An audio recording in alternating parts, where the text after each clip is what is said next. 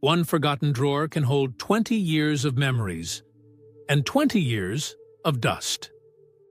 At 65, Margaret stood in her living room, surrounded by quiet chaos, stacks of old mail, a vase she never liked, and curtains that hadn't moved since the 90s. It wasn't just clutter, it was the weight of time, emotion, and someday I might need this. But what if letting go wasn't loss, but freedom? What if decluttering wasn't about cleaning, but about healing? This is the story of how one woman reclaimed peace, one drawer at a time. If you've ever felt this way, comment 1 below. You're not alone. But clutter doesn't always shout. It often whispers from the corners. One of the quietest offenders? Paper. Bills you meant to pay. Receipts you were going to file. Expired coupons, old medical records, magazines you swore you'd read someday. They stack up slowly until your countertops, drawers, and desks become a graveyard of intentions. You don't even see it anymore. It blends into the background of your daily life. But deep down, every pile reminds you of something undone. That nagging mental weight steals your peace in ways you don't even notice. Here's the truth. Most of it, you'll never need again. Switching to digital statements, unsubscribing from junk mail, and designating a single folder for must-keep documents can shift the energy of your entire home. Don't try to organize clutter. Let it go. The goal isn't to sort your past, it's to make space for your present. Can you look around right now and spot 3 paper piles you've stopped noticing? That's your sign. If you're ready to begin with just 1 stack, comment 2 below. One small shift can lead to real change. Of course, not all clutter looks like clutter. Some of it hides in plain sight, disguised as useful things. Open any kitchen cabinet and you'll see them. Mismatched containers, lidless tubs, stained Tupperware from forgotten leftovers. They tumble out when you reach for something simple, leaving you frustrated before your morning even starts. Then there are the duplicates. 3 can openers, 6 pairs of scissors, a dozen pens scattered in every drawer. We keep them just in case, but more often they go unused and unnoticed. This kind of clutter tricks us. It feels harmless because it's small, but those little items, repeated over and over, quietly overwhelm our space and our patience. The fix isn't complicated. Match containers to lids, toss what doesn't fit. Pick 1 of everything essential and donate the rest. You don't need 5 of anything to live well. Decluttering isn't about depriving yourself. It's about freeing yourself from the mental static that builds with every unused object. Walk through your kitchen today. Open 1 drawer. What's really helping you and what's just hanging on? If you're ready to clear the chaos, comment 3 below. 1 drawer is all it takes to feel the shift. Still, even after you've cleared the kitchen and tidied the surfaces, there's always that drawer. The one we pretend doesn't exist. The junk drawer. Or maybe it's 2. Or 3. It starts with a couple of extra batteries, a few keys you're sure belong to something, and a wad of takeout menus from restaurants that don't even deliver anymore. Before long, it's a clutter magnet. Every unclaimed object ends up there, waiting for later. But here's the truth. Later rarely comes. And each time you open that drawer, a tiny wave of anxiety hits, because it represents every decision you've postponed. It's not just a drawer, it's a holding space for mental clutter. The solution? Don't try to conquer it all at once. Choose 1 drawer, 1 afternoon, and 3 boxes. Keep, toss, donate. That's it. It's not about organizing the drawer to perfection. It's about reclaiming control in a space that's been quietly working against your peace of mind. So take a breath, open that drawer, and face what's inside. If you're ready to take back even the smallest corner of your home, comment 4 below. Little wins build big momentum. But sometimes, clutter isn't random. It's wrapped in guilt. Look around, and you'll probably spot a vase from a friend, a picture frame you never liked, or that decorative plate that's just not your style. You didn't choose these things. They were given to you. And so, you keep them. Not because they bring you joy, but because letting go feels like betrayal. This kind of clutter is sneaky. It wears the mask of sentiment, but drains your space and your energy. Every time you pass that item, you feel the silent pull of obligation. But here's the truth. You can appreciate the gesture without keeping the object. The gift already served its purpose. It showed care.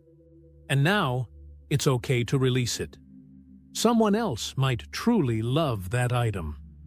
Donating or re-gifting it isn't disrespectful. It's making space for beauty that does speak to you. Look around your shelves or end tables. What's still there because you feel like you should keep it? If you're ready to fill your home only with what reflects you, comment 5 below. Your space should honor your story, not someone else's expectations. Letting go of gifts is one thing. Letting go of memories is another. Keepsakes have a special hold on us.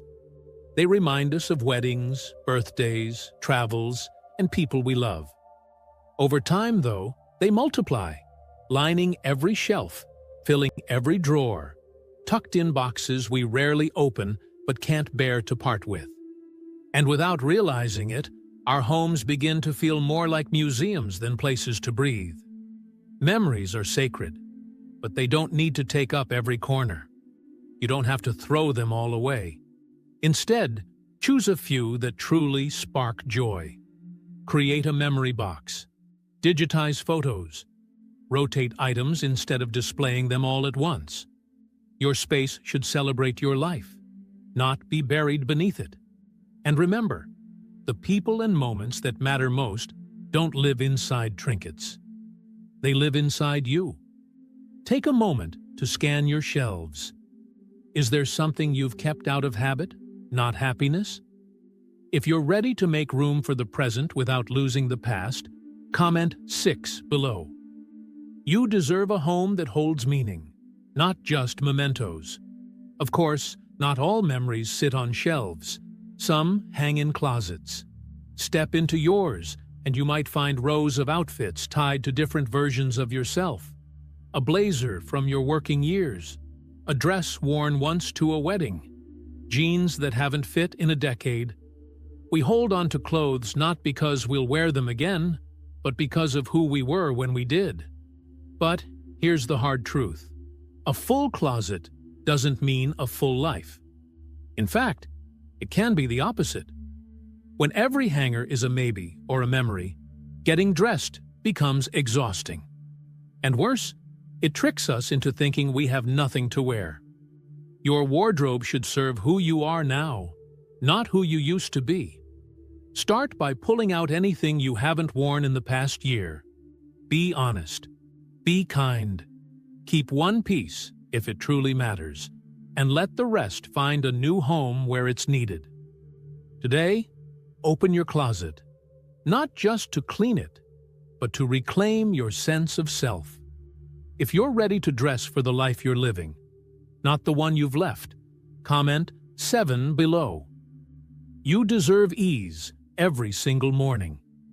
Sometimes, it's not what we wear, but what we keep promising we'll fix that weighs us down.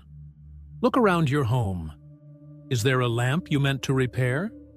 A chair missing a leg? A box of tangled cords waiting for someday? These items don't just take up space. They hold onto your attention, quietly reminding you of tasks unfinished. But someday rarely comes. And in the meantime, your environment becomes a waiting room for projects you've lost energy for. There's no shame in that. Life moves fast. priorities shift. But holding on to broken things out of guilt or hope only adds invisible clutter to your mind. Here's a gentle rule. If it's been sitting for more than a month, ask yourself honestly, will you really fix it? If the answer is no, it's okay to let it go. Donate what can be repurposed, recycle what's beyond saving, and free yourself from the quiet burden of maybe later. This week, choose one item you've been avoiding. Make the decision. Fix it or release it. If you're ready to clear space for what actually works in your life, comment 8 below. Your home should serve you now, not hold you hostage to unfinished plans. Letting go of broken things is hard, but letting go of forgotten dreams can be even harder. Maybe there's a closet filled with yarn from when you wanted to learn knitting, or a shelf of art supplies from a creative phase that never quite took off. Those items aren't just objects. They're symbols of intentions, passions, possibilities. But when the excitement fades, they often become silent reminders of what we meant to do and never did. There's no shame in that. We evolve. Interests change. And sometimes, holding on to the tools of a past version of ourselves holds us back from discovering new joys. Take a clear-eyed look. Are these materials inspiring you or making you feel stuck? If the answer is the latter, it might be time to let them go. Donate them to schools, community centers, or someone just beginning the journey you once considered. There's honor in releasing what no longer fits, and grace in making room for what might. Find that one bin, that one bag of supplies you've been holding on to just in case. If you're ready to clear space for the version of you that's still growing, comment 9 below. Not everything unfinished needs to be finished to have value. Just as forgotten hobbies take up space in closets, outdated decor can quietly anchor us to a past we've outgrown. Heavy drapes that block the light, faded faux plants collecting dust, patterns and colors that once felt warm, but now feel tired. We stop seeing them after a while. They become part of the background, unnoticed, but not unfelt.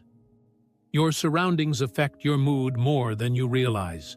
When a room feels stuck in another era, it can subtly affect how you see yourself. And here's the truth. You don't have to do a full renovation to feel renewed. Swap one old piece for something that reflects you today. A lighter curtain, a real plant, a neutral pillow cover. Small updates breathe new life into a space and into you. Let your home evolve with you. Let it feel like it belongs to the person you are now, not just the memories you carry. Look around your living room or bedroom.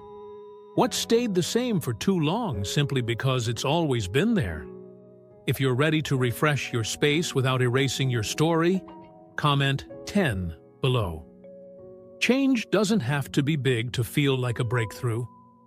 While decor sets the tone, furniture shapes how we move, rest, and live within our space. And sometimes, the very pieces that once brought comfort begin to feel like obstacles. Oversized sofas, bulky armchairs, or massive coffee tables might have made sense years ago, but now they close off rooms, crowd walkways, and limit flexibility. You shouldn't have to navigate your home like a maze. A space that feels cramped physically can quickly lead to feeling emotionally boxed in. The goal isn't to strip down to minimalism, it's to create room for ease, clarity, and freedom of movement. Consider this. Would a smaller, more functional piece better serve your life today? Could a storage ottoman replace that aging recliner? Furniture should support your current needs, not weigh you down with outdated ones. Walk through your living space and ask yourself, do you feel flow or friction? If you're ready to replace just in case with just right, comment 11 below. You deserve a home that moves with you, not against you. Once your space begins to breathe again, you may start noticing something else. Collections that once brought joy, now collecting dust. Figurines, souvenirs, vintage dishes, or themed knickknacks. What began as a passion can, over time, quietly grow into visual noise. At some point, the collection stops reflecting your personality and starts overwhelming it. There's nothing wrong with loving beautiful things. But when shelves are packed edge to edge, it becomes harder to see the individual pieces you truly cherish. The eye and the mind need space to rest. You don't have to get rid of everything. Try curating instead. Choose a few meaningful favorites to display and store or pass along the rest. When each piece has room to shine, it actually means more. Take a moment to scan your shelves. Are they filled with joy or obligation? If you're ready to shift from collecting to curating, comment 12 below. Sometimes less really does feel like more. Even after you've refreshed the visible parts of your home, there's often one final frontier, the places we avoid entirely. The garage, the attic, the basement. These tucked-away spaces quietly absorb everything we're not ready to deal with. Old toys, boxes of decorations, broken appliances, and bins we haven't opened in years. Out of sight becomes out of mind, until the clutter starts to weigh on us anyway. These areas hold more than stuff. They hold decisions deferred. And while it can feel overwhelming to even begin, the key is to start small. One shelf, one corner, one box.